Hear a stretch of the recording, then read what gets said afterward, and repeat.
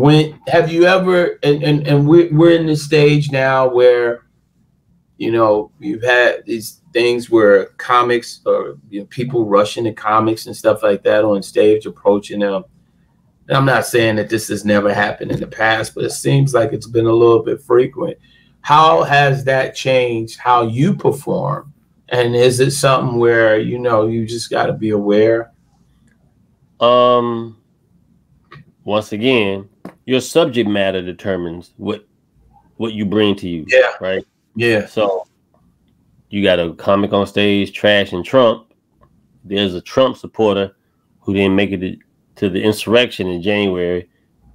Now is his opportunity to stand up for Trump. Right. You're gonna rush the stage. Or, you know, I've seen people go on stage and rush a comic because they say, you know, men are weak or something like that because they don't share their feelings or whatever. And an insecure man will run the stage. You know what I'm saying? But who you talking to or whatever. Or now we in this stage where people are doing crowd work, where people just want to talk to the audience the entire time. I don't do crowd work. You do it, that's on you. But I'm not sitting at home with my pad and my pen and my thoughts and my ideas and write all these jokes and these thoughts, ideas on these papers and then go to the comedy club just to talk to the crowd. Then why write jokes? What do you think that is that it is writing and creativity? Is that less creativity when people are doing crowd work? Because I mean, and like you said, not knocking anybody that does that, and if you can do that, you know, that's great, because again, it's either hit or miss.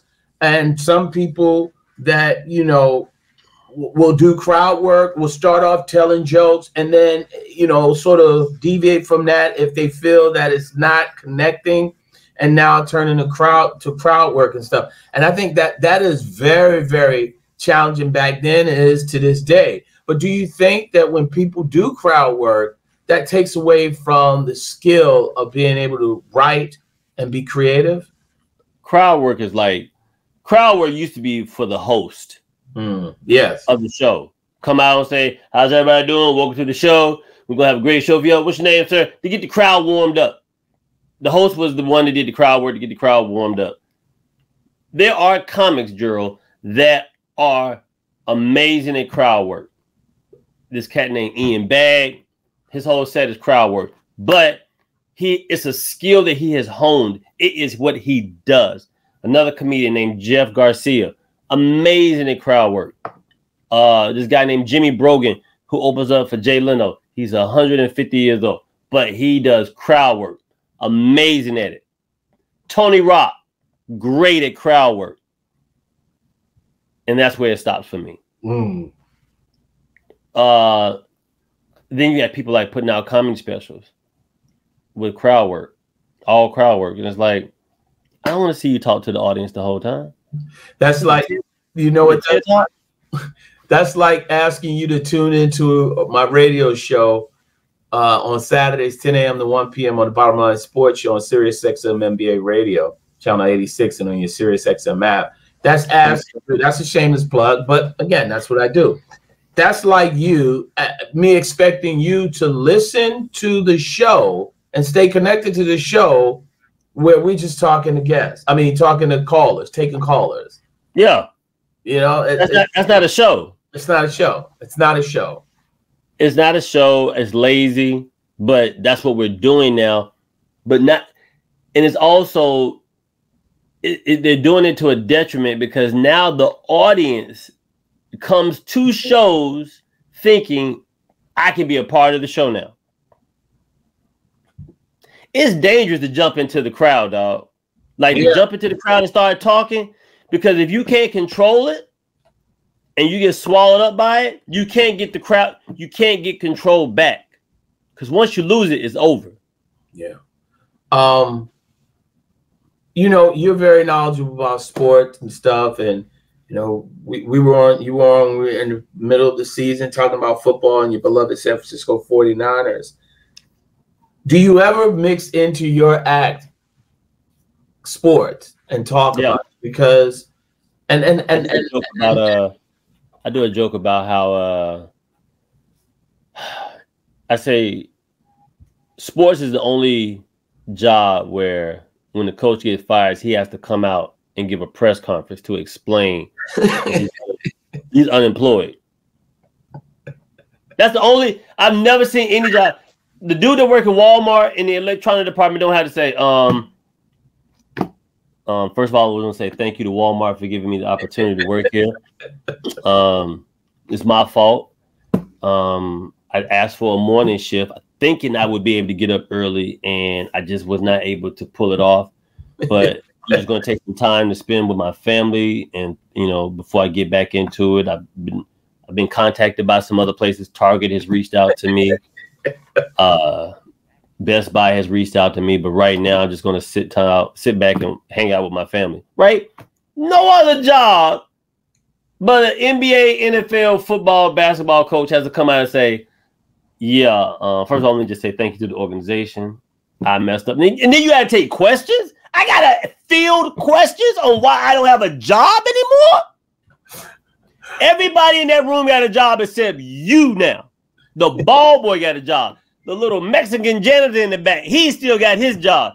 You in the front of a podium saying, "I messed up. I'm unemployed. Please go check my LinkedIn page. I am available for parties and play-by-play analysis." That's the worst job. That's the worst feeling in the world. Yeah. Maronzio, when you look at, and I'm all for comedy and people getting into the profession and again, just if you have an ability, fine. But how much of a shift, or better yet, how much has it of a shift it's caused where you have social media comedy, and Instagram comics who, again, they do these little small segments and stuff like that, and Instagram, and very, very hilarious and stuff. How much has that changed comedy in the way we have been accustomed to receiving it? We're desensitized. We're comedied out, because you can just pick up your phone and look, somebody's doing stand-up. Just a random kid with a microphone in the club telling jokes, post it online, get some followers. The problem I have with that, I'm a dinosaur in the sense of I take too much pride in what I write. I take too much time to craft the joke. I take too much time to sit with the idea before I deliver it, to just give it away for free. Because you're just giving away comedy. Anybody you see online giving away comedy, that's their demo tape. That's their mixtape. That's their please like this so I can get signed to a bigger deal situation. And I want to stay with this. Do you think that's also lent to comics? Like, it's been a lot of talk recently about guys stealing jokes and taking jokes and recycling jokes. Do you think that this is more prevalent now because we have social media comedy? Yes. Listen, I was going to do something about this. Like post something about this. Gerald, let me tell you something. For someone, if someone steals another comic's joke, that's a sociopath.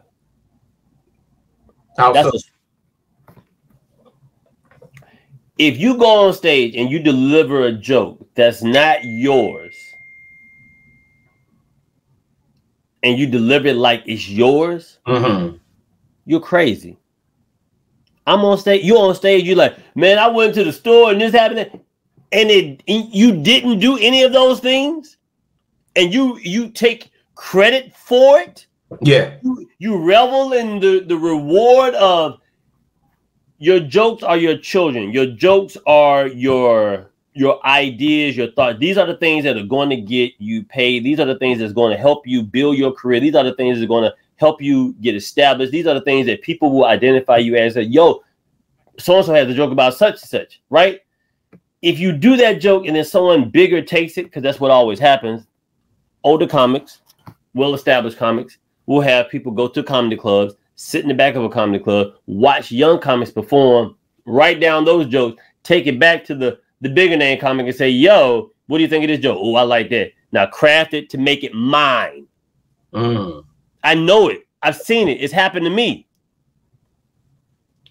To receive, if you receive a Mark Twain Award, or if you receive a Emmy or anything for a joke you didn't write, you're a sociopath, man. That's crazy. You can't. What? That's like you stealing somebody's baby out of a hospital and raising on your own. Like, don't this baby look like mine? That's a white baby. The mama's fair skin. That's a white baby. I don't play that. I think stealing jokes is the lowest form.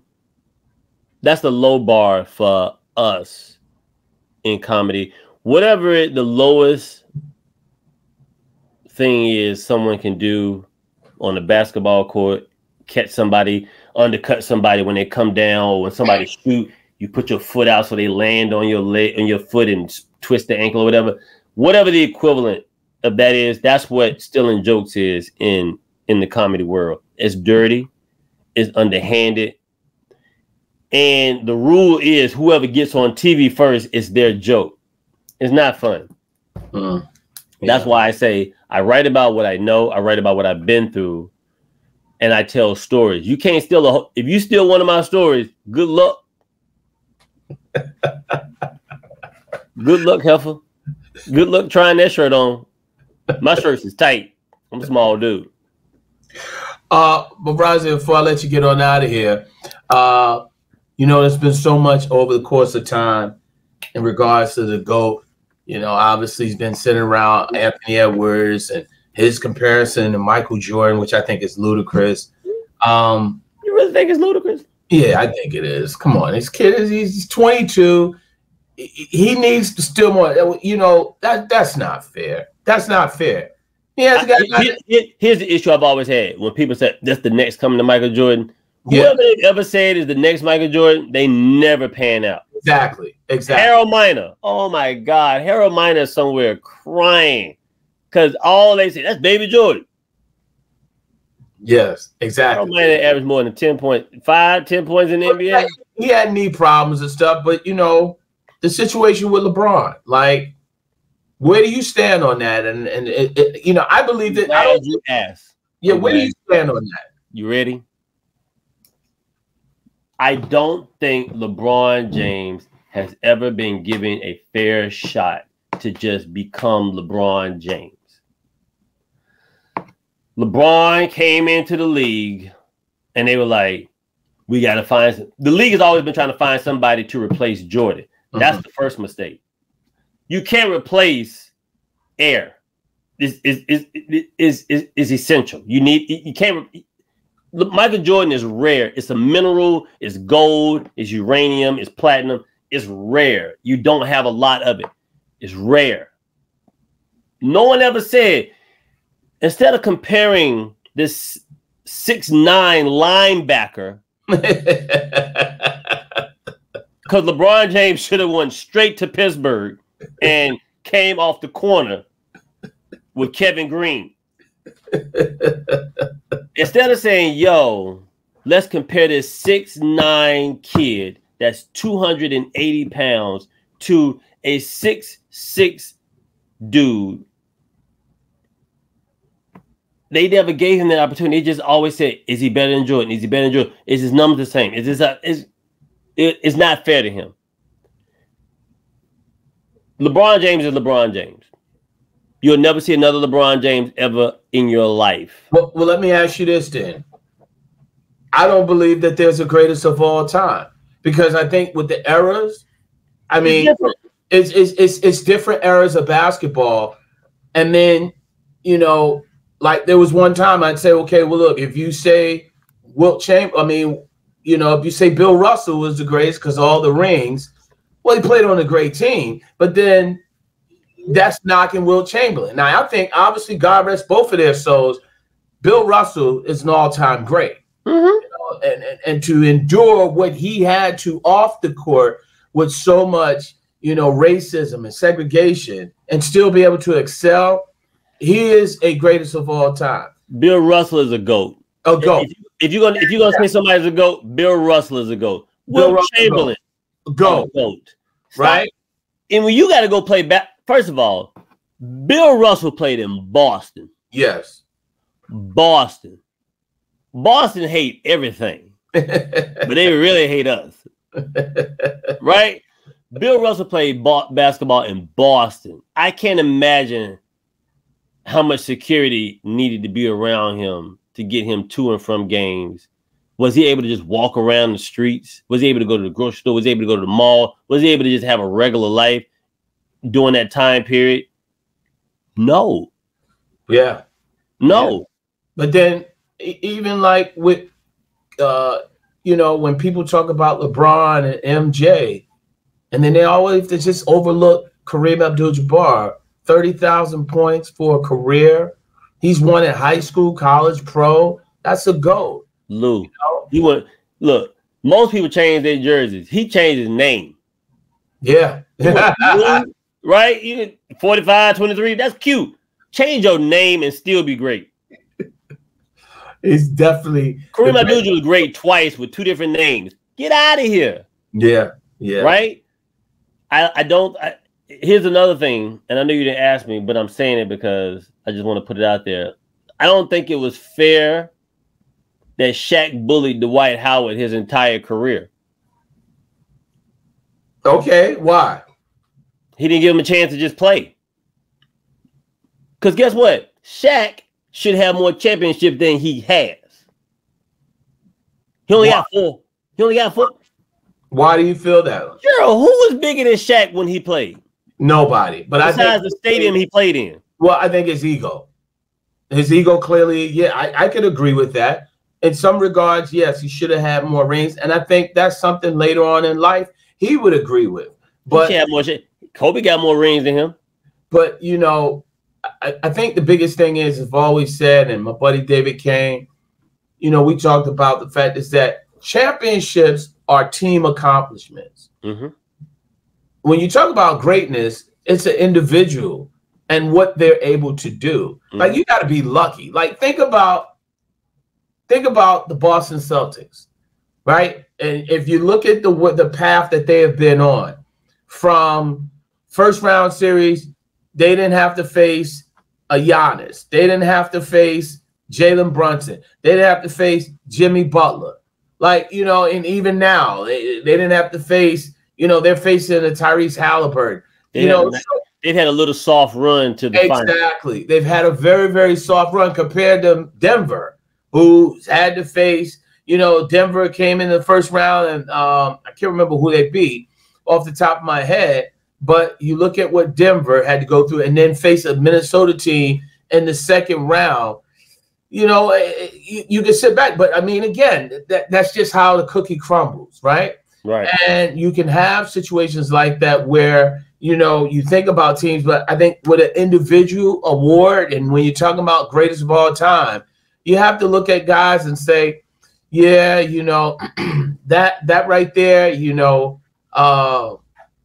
clearly, that was their situation, and they're very, very talented. But you think about it. I mean, these playoffs have been something that, at the end of the day, you look back and say, "Wow, the Nuggets played the Lakers." That's what it was. Yeah. Right. So the Celtics had to play the Miami Heat without Jimmy Butler. They played the Cleveland Cavaliers, who had a Donovan Mitchell that was in and out there. And now they're facing an Indiana Pacers team Jared Allen. They didn't have Cleveland. They have Jared Allen. Exactly. Do you think it was fair that Bernie Bickerstaff got fired? Well, not Bernie, because JB is his son. Did JB? No, I don't think that's fair. I don't think that's fair, and I think that's, that is such a difficult thing because, when you have coaches, black coaches, that have success in the NBA, and they get let go, and just the timing of it, it's a stain that's very hard to overcome. A very, very bad stain. From Adrian Griffin to I took over for Milwaukee. Yeah, I mean, Adrian Griffin to now JB Bickerstaff, where owners will look and say, well, it had to be something else, right? It had to be something with the coaches, something, whatever. It's a very difficult process. And, you know, you look at Cleveland Cavaliers, great young team. Nobody at the top of the season said Cleveland should be in the finals. Nobody. Cleveland is not one of them teams where we expected them to be in the finals. Right. They were where we thought they would be. Right. They would make it into the playoffs. They would probably get out of the first round. And anything else is house money. Right. For them to fire JB because he couldn't get them to the finals, what was he supposed to do? And you're Cleveland, and that's no knock. Cleveland. It's no knock on them. It's a knock, but it's not. Maronzio, real quickly before we let you get on out of here, who are your teams making to the NBA Finals, and who do you predict will cut the nets down? Well, man, Boston and Dallas right now. Boston and Dallas. Who wins it all? Dallas. Boston ain't beating Dallas. I'm sorry. Okay. And you know what? It's gonna be poetic justice because Kyrie gonna be like, I won a title in Boston, but it wasn't for Boston. Woo! Woo! He gonna wear the Moroccan shoe with the little TP on the side of it. He gonna bang his little drum, smoke a little peace pipe. He gonna have to have top flight security getting out of Boston after he whooped their ass. It's gonna be a problem. Do you hear me? Where are you performing? Where people can find out what you got going on? Right now, Gerald, I'm glad you asked. I'm in the process of writing this book. I'm going to be doing some shows at the Comedy and Magic Club in Hermosa Beach. It's a possibility I may be going on the road this summer with a comedian. I can't say his name yet until I know for certain. I don't want to mess it up and this person assume I think I got the job when I don't yet.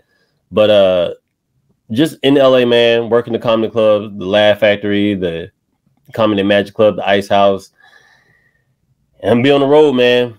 Working on this. And my podcast, I got a podcast called Just Killing Time. All I do is talk about. Why can't I get on Just Killing Time, man?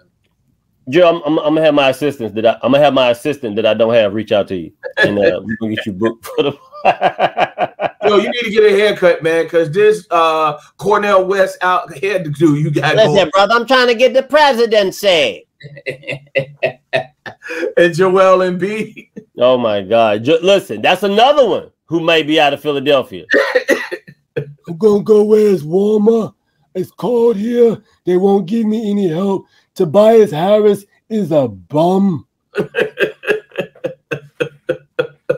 What about your pen? That's the funniest joke. That's the fun.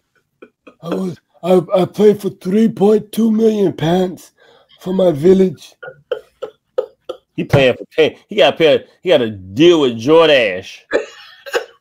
Jordache.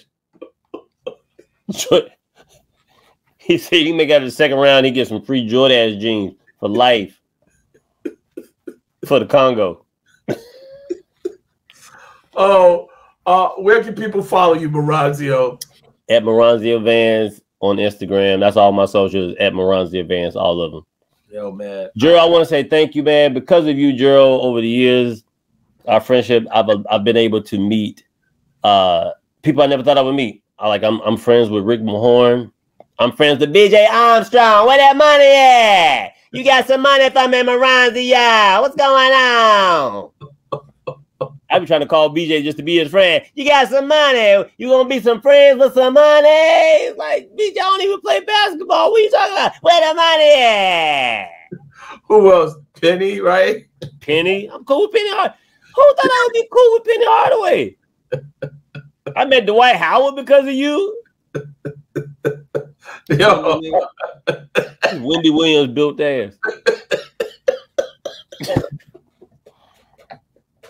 He might have been Wendy Williams. We don't know at this point. Everything's falling apart now. Let me find out Dwight Howard was Wendy Williams the whole time. That's Maronzio Vance. Oh my God. Heavy in the paint. Peace.